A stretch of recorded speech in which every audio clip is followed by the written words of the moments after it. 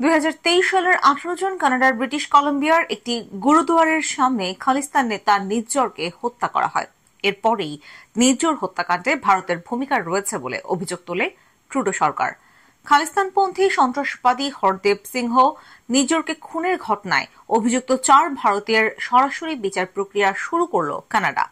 প্রাদেশিক আদালতের পরিবর্তে এবার বিচার হবে ব্রিটিশ কলম্বিয়া শীর্ষ আদালতে।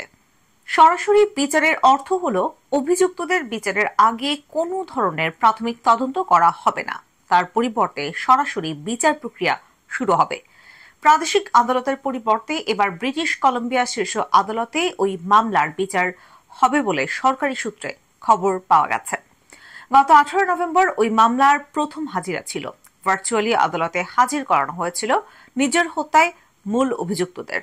2025 সালের 11 ফেব্রুয়ারি ওই মামলায় পরবর্তী হাজিরা রয়েছে। এরপরই শুনানির দিনক্ষণ নির্ধারিত হবে।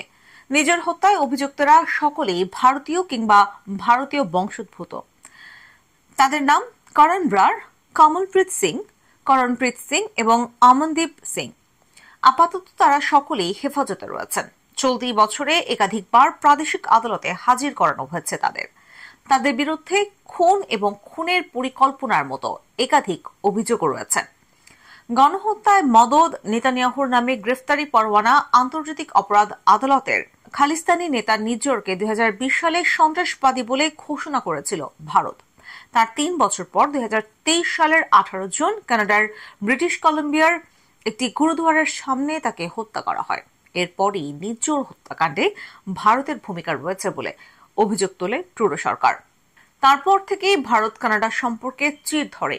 ট্রুডোর ওই অভিযোগের পর প্রধানমন্ত্রী মোদী কানাডাকে পাল্টা দোষারোপ করেন ভারত ভাগ করতে চাওয়া মৌলবাদী শক্তি খালিস্তানপন্থীদের আশ্রয় দেওয়ার জন্য।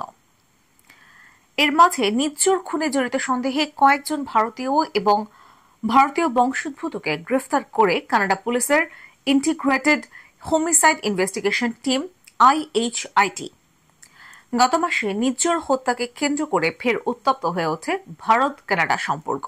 গত 13 অক্টোবর কানাডা সরকারের তরফে একটি বিবৃতিতে দাবি করা হয় নিজ্জর হত্যাকাণ্ডে যাদের স্বার্থ জড়িত সেই তালিকায় কানাডায় নিযুক্ত ভারতীয় হাই কমিশনার সঞ্জয় কুমার বর্মা রয়েছেন।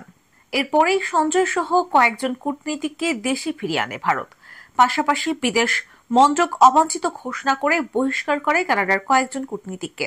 সেই সঙ্গে নরেন্দ্র মোদী সরকারের তরফে অভিযোগ তোলা হয় কানাডার আসন্ন পার্লামেন্ট নির্বাচনে কট্টরপন্থী খালিস্তানি গোষ্ঠীগুলোর সমর্থন পাওয়ার জন্য ট্রুডো সরকার নতুন করে নিজ্জর বিতর্ক সামনে নিয়ে আসছে।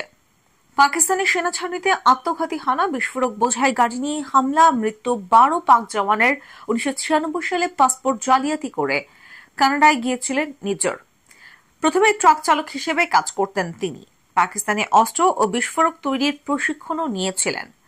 পাঞ্জাবের জলন্ধরের বাসিন্দা নিজ্জরের পরেই গুরনেক সিংহের ছত্রছায়ায় ক্রমশ আন্তর্জাতিক দুনিয়ায় অপরাধ জগতে পরিচিতি তৈরি করেন। 1980 থেকে 1990 এর মধ্যে জঙ্গি সংগঠন খালিস্তান কমান্ডো ফোর্সের সঙ্গে যুক্ত হন। 2012 সাল থেকে খালিস্তান টাইগার ফোর্সের সঙ্গে ঘনিষ্ঠতা বাড়ে তার। ঘনিষ্ঠতা বাড়তে থাকে পাকিস্তানি জঙ্গি সংগঠনগুলির সঙ্গেও। এরপরই মাদক ও চোরাচালানের পাশাপাশি নানান সন্ত্রাসমূলক কার্যকলাপ শুরু করেন নিজ্জর।